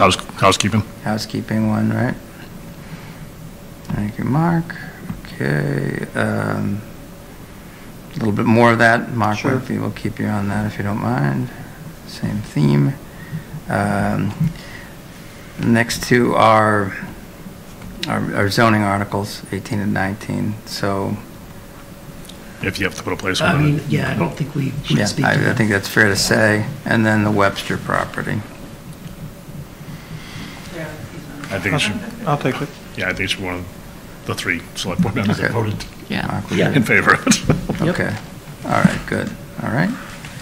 So, and then I highlighted here under 19 because we may come back to that, so, which is fine. So, and I'll probably leave it like this for the binder, so just so you're aware of that.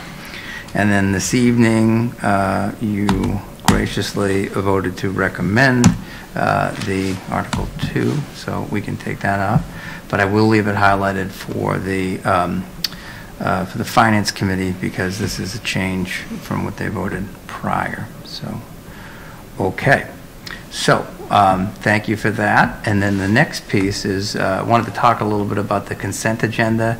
This is something, as I had alluded to earlier, that I had spoken with the town moderator about potentially looking at articles we could consolidate.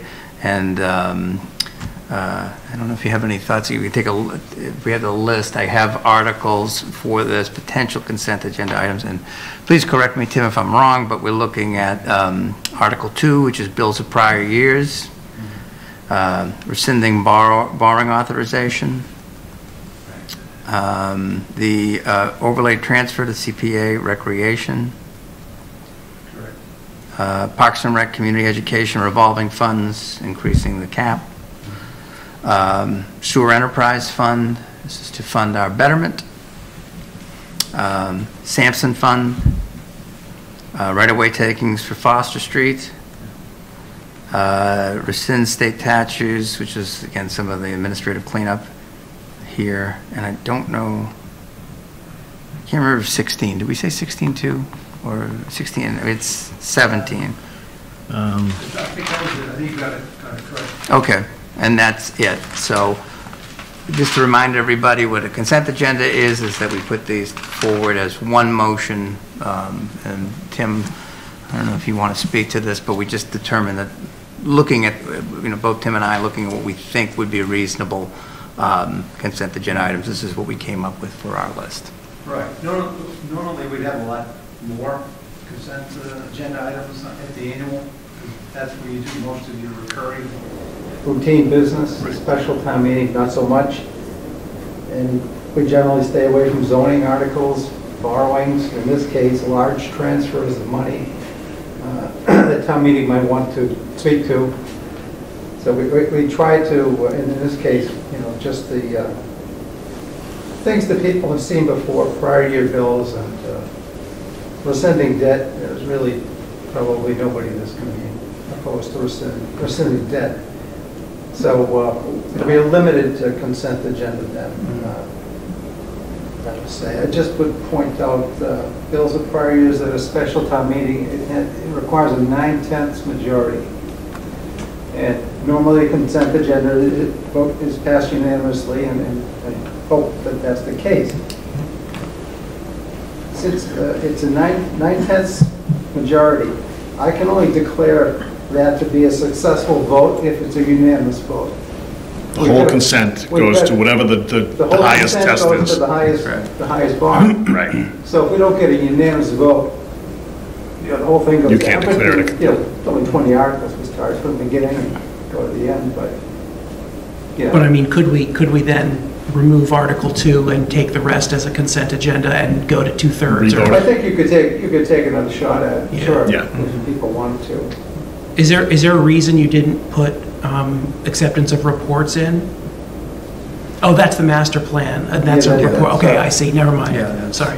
I was wondering actually about Article 11, the Senior Center Stabilization Fund, because I thought that was a small potatoes and just closing out. Was it like $8,000 or something? It was just closing out interest earned since the last time. Yeah, there wasn't an amount. Yeah, and I think the fact that, right, that is going to be another piece that, that is going to be on the handout, basically. So, because we didn't have it, it would be imprudent probably for us to be able to. Yeah, if it's just a matter of $8,000, we could include it. I didn't know if this was some big number. And I just, in one article. At this point, I'm not sure, so I don't really have a problem. I think we should probably be able to go through it quickly. It's just, I think maybe just to be safe. I just didn't know. And someone can hold it How if they big it want was, to. yeah. Yeah, they could. Someone can hold it. You know. Call the articles. Any one of these can get called Right. out of it. Sure. The order, and So, that's fine. yeah. That's people's right to do so, but. Mm-hmm. Yeah, the 9/10, so it's a little quirky, but we usually get a unanimous vote on Right. prior year bills. I'm getting used to paying prior year bills now. The sixth town meeting in a row, because I've been counting that we've had prior year That's bills, it. so. And I would emphasize again, I try to state this over and over to staff, the importance of this. We have a great finance team that keeps reminding folks about checking for these, checking to see if there are any bills, and it's just one of these pieces that keeps on coming back up. But so this was just more informational. Ultimately, the consent agenda is controlled, I think. The warrant, the board is in charge of the warrant. Mm-hmm. The moderator makes the call on what ultimately goes in the consent agenda, but Correct. we've always done it Mm-hmm. cooperatively. Yeah. And we've already, I would also note too, we've met with the chairs and co-chairs of Finance Committee, Select Board, and Tim, Town Clerk, already had one kickoff meeting, and the Town Council was there as well, so it's a good coordination meeting we had last week. So I feel like we're in pretty good shape for this town meeting, and So the only real question is, you guys comfortable leaving that 9/10 on there? It's usually, once we go through all the holds, consent agenda usually is unanimous. Yeah. So there's really no risk in doing it. And to your point, Matthew, if it didn't pass or whatever, if you didn't declare it 9/10, then we could pull out that one and then just go for 2/3, right? Well, that'd be the new level. Yeah. Or a simple majority? Or is one of them 2/3? Whatever, there's some 2/3 in Yeah, there. okay, sure. Okay. Yeah, the right-of-way takings is a 2/3. Okay. Yeah. Great. You think hedge your bets and just pull it? No, I'm okay with it. I'm just, I'm wondering if I'm misremembering that there's always somebody who says no on principle? No, I mean, like, legit. Not usually, Yeah, not usually on the consent. Not on the consent? Yeah. Okay. And even if they did, I think you could say, you'd hear the one single no, and I think even then you could probably declare 9/10 at that. And I'll set it up that, Yeah. that if I hear unanimous vote, that's great. If I don't, Right. we're gonna have to count Mhm. to make sure it's 9/10, and nobody really wants to do that. Clicker. Yeah. Well, Tim, Yeah. you can declare with a voice vote. What's that? You can declare, if you hear one person say no, you can declare that's at least 9/10. Not on a 9/10 vote. Oh, It's in the really? statute Okay. laws. Yeah, it's a strange thing.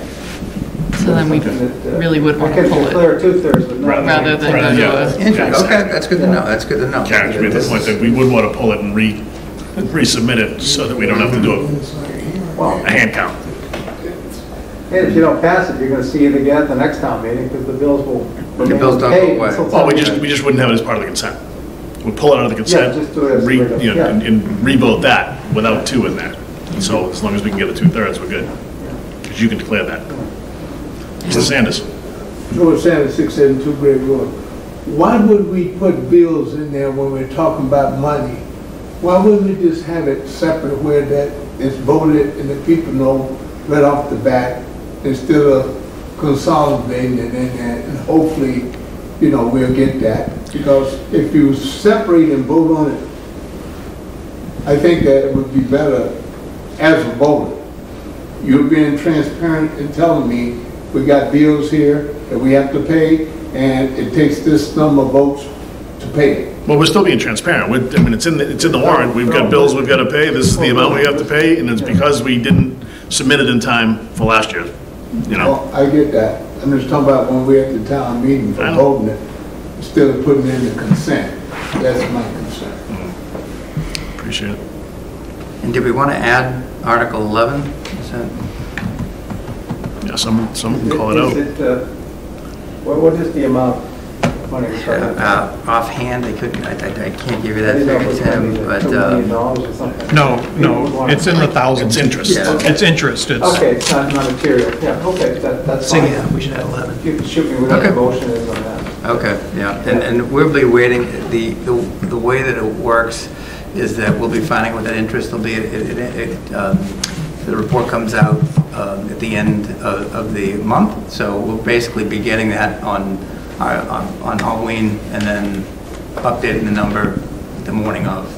So but it'll be like probably, as Mark pointed out, thousands of dollars. So, I mean, again, this really, it is a good consent agenda item because it's you want to clear it out. All right, so we're good? Yep. So, okay, good. Thank you. My thanks to everybody. It's good. You'll send around that matrix before meeting? Yeah, well, no, it's going to, actually, what this matrix will be, and Mark, will be in also everybody's binder. So you'll have all the other background information associated with it as well. So this will be a component of that. Okay. So, Electronic or printed. right. So you'll have everything. Good to move on to the minutes? Yeah. I'm getting to that now. So my thanks to everybody, and particularly Tim. I appreciate all of the assistance with that, so thank you. You guys did a great job with the voting machines too. Just listening to the presentation, it just strikes me there's going to be a lot more work. Does anybody have any questions? Somebody have any questions on the minutes? Because we don't usually project the motions. Yeah, there was one thing I had on the minutes. It's in the public comment section, actually. And it's where it's on between page 90 of the packet, where it's talking about what Mr. Sanders was talking about, and it talks about the conservation and Gary responding about conservation. It's confusing because it's not really conservation, it's the CPC. I think the wording is, I think what's being talked about here is the CPC article being pulled, not something that's from the Community Preservation Committee, not the Conservation Commission. So it's kind of confusing, right? And I don't know if that's what Mr. Sanders said and it was transcribed wrong, or if the committees got confused.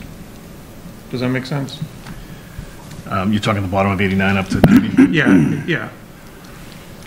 Mr. Sanders requested the cost for the new senior center and an update on the Webster property cost to the town and percentage of taxes in the proposed. And the special town meeting article, which is going to the Conservation Commission. Gary responded that the conservation article has been pulled from the current warrant as more research is needed. That's not accurate. The community preservation article was pulled. Right. That was the one, the changing the percentage. Correct. Yeah, okay, Right. so we just maybe just needs to change conservation to CPA article? Yes. Okay. Perfect. Right, that's what, Okay. As amended? Yeah. Okay. I'm going to abstain because I wasn't at the meeting. Move the select board vote to approve the meeting minutes of October 10th, 2023 as amended. Second? Moved by Mark, seconded by Karen. So it's St. Matthew. All those in favor signify by saying aye. Aye. And One abstention. All right, so it's 3-0-1. Any other Move to adjourn. motions? Second? Moved by Mark, seconded by Matthew to adjourn. All those in favor signify by saying aye. Aye. Aye. Okay, our next meeting, folks, is town meeting, November 1st, 6. November 1st So at exciting. the middle school. All right.